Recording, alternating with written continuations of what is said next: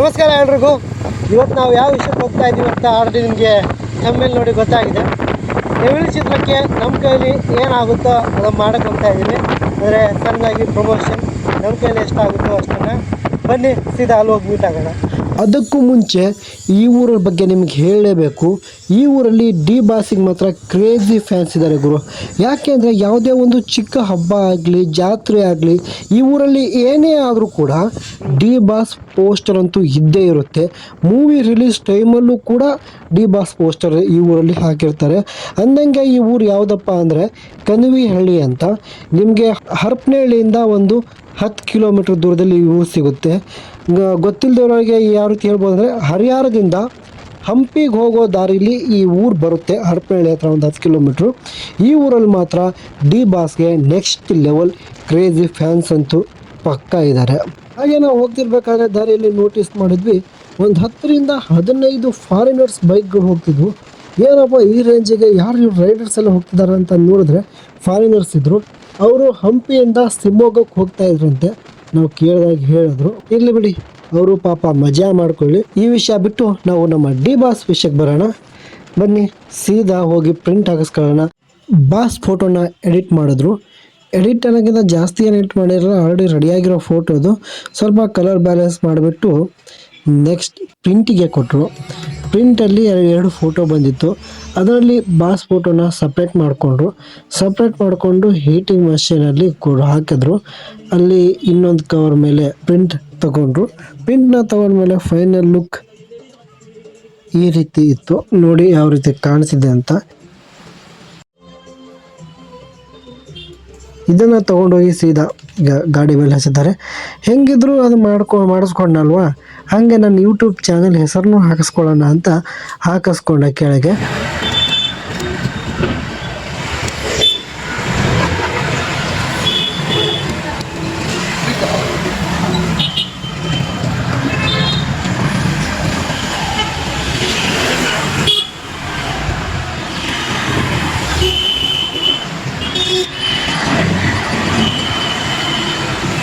ಕೊನೆಯದಾಗಿ ನೋಡಿ final look ಈ ರೀತಿ ಬಂದಿದೆ.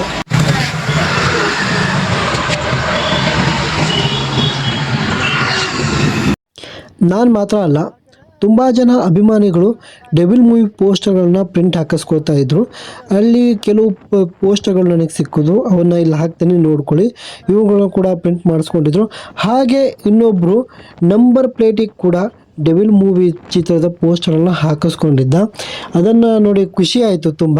ಹಾಗೆ ನಂಬರ್ ಪ್ಲೇಟಿಗೆ ಹಾಕಿಸ್ಕೊಳ್ಳೋದು ಇಲ್ಲೀಗಲ್, ಸ್ವಲ್ಪ ಅದು ನಿಮ್ಮ ಹುಷಾರದ ಮೇಲೆ ನೋಡ್ಕೊಂಡು ಹಾಕಿಸ್ಕೊಳ್ಳಿ. ಅಭಿಮಾನಿಗಳು ಅಂತೂ ನೆಕ್ಸ್ಟ್ ಲೆವೆಲ್ ಕ್ರೇಜ್ನ ಯಾವ ರೀತಿ ಅವ್ರ ಕೈಲಿ ಯಾವ ರೀತಿ ಸಾಧ್ಯನೋ ಆ ರೀತಿ ಪ್ರಮೋಷನ್ ಮಾಡೋಕ್ಕೆ ಟ್ರೈ ಮಾಡ್ತಿದ್ದಾರೆ. ಏನಪ್ಪ ಅಂದರೆ ಬಾಸ್ ಜೈಲಲ್ಲಿದ್ದಾರಲ್ವ, ಹಾಗಾಗಿ ಎಷ್ಟಾಗುತ್ತೋ ಅಷ್ಟು ಸಪೋರ್ಟ್ ಮಾಡಿ ಈ ಮೂವಿಗೆ, ಅದನ್ನು ಕೇಳ್ಕೊತಿದ್ದೀನಿ. ಅಭಿಮಾನಿಗಳಂತೂ ಅವರ ಅಭಿಮಾನಿಗಳು ಟ್ರೈ ಮಾಡ್ತಾನೆ ಇದ್ದಾರೆ. ಯಾವ್ಯಾವ ರೀತಿ ಆಗುತ್ತೋ ಎಲ್ಲ ರೀತಿಯಲ್ಲಿ ಸಪೋರ್ಟ್ ಮಾಡೋಕ್ಕೆ. ಅದರಂಗೆ ನಂದೊಂದು ಚಿಕ್ಕ ಪ್ರಯತ್ನ ಹೌದಿದು. ನಿಮ್ಮ ಕೈಲಿ ಎಷ್ಟು ಚೆನ್ನಾಗಾಗುತ್ತೋ ಅಷ್ಟು ಚೆನ್ನಾಗಿ ಇವರಿಗೆ ವಿಡಿಯೋ ತಲುಪಿಸಿ. ಹಾಗೆ ಎಷ್ಟು ಜನ ಅಭಿಮಾನಿಗಳಿದ್ರೋ ಬಾಸ್ ಫ್ಯಾನ್ಸ್ಗಳು ಎಲ್ಲರೂ ಸಪೋರ್ಟ್ ಮಾಡಿ ಫಿಲ್ಮ್ಗೆ. ನಿಮ್ಮ ಕೈಲಿ ಯಾವ್ಯಾವ ರೀತಿ ಸಾಧ್ಯನೋ ಆ ರೀತಿ ಪ್ರಮೋಷನ್ ಮಾಡೋಕ್ಕೆ ಟ್ರೈ ಮಾಡಿ. ನನಗೆ ಯಾಕೆ ಡಿ ಬಾಸ್ ಅಷ್ಟೊಂದು ಇಷ್ಟ ಅಂದರೆ, ಯಾಕಂದರೆ ಅವರು ಬೆಳೆದು ಬಂದಿರೋ ರೀತಿ ಕಣ್ರಿ. ಎಲ್ಲವನ್ನು ಇಟ್ಕೊಂಡು ಬೆಳೆಯೋದು ಒಂದು ಕಡೆ ಆದರೆ, ಏನೂ ಇಲ್ದಂಗೆ ಬೆಳೀತಾರಲ್ಲ ಅದು ಒಂದು ಕಡೆ. ಬಟ್ ಆದರೆ ದರ್ಶನ್ ಅವರ ವಿಷಯ ಹಾಗಲ್ಲ. ಈ ದರ್ಶನ್ ಅವರ ತಂದೆ ವಿಲನ್ ಕ್ಯಾರೆಕ್ಟರ್ ಮಾಡ್ತಿದ್ದಂತಹ ಒಬ್ಬ ವ್ಯಕ್ತಿ. ಅವರ ಮಗನಿಗೆ ನೋಡಿದ್ರೆ ಫಿಲಮ್ ರಂಗದಲ್ಲಿ ಈಸಿಯಾಗಿ ಚಾನ್ಸ್ ಸಿಗ್ಬೋದಿತ್ತು.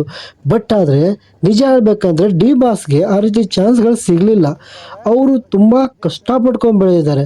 ಅವರಿಗೆ ತುಂಬ ಜನ ಬೇಕಂತ ಹಂಗೆ ಮಾಡಿದ್ದಾರೆ ಮಗ ಅಂತ ಹೇಳೋರಿಗೆ ನಾನು ಹೇಳೋಕ್ಕೆ ಇಷ್ಟಪಡೋದು, ಬೇಕಂತ ಹಂಗೆ ಮಾಡಿದ್ದಿದ್ರೆ ಅವ್ರು ಯಾಕ್ರಿ ಹಸು ಸಾಕೊಂತಿದ್ರು, ಹಾಲು ಕರಿಯಕ್ತಿದ್ರು, ಯೋಚನೆ ಮಾಡಲ್ಲ ಜನ. ಸುಮ್ಮನೆ ಏನೇನೋ ಮಾತಾಡ್ಬಿಡ್ತಾರೆ.